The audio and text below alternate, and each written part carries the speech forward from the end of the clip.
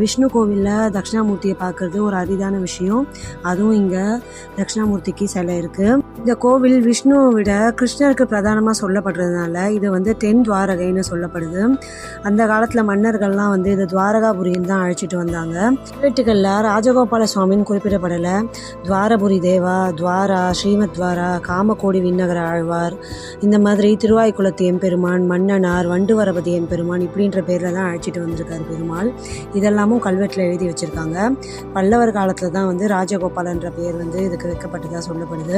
ராஜராஜ சோழன் காலத்தில் இந்த இடம் ரத்னகிரகாரம், ரத்னகிராமம், லோகமகாதேவி, சதுர்வேதி மங்கலம்லாம் அழைச்சிட்டு இருந்தாங்க. பல்லவர் காலத்தில் தான் இது மணிமங்கலம்னு அழைக்கப்பட்டு வந்தது.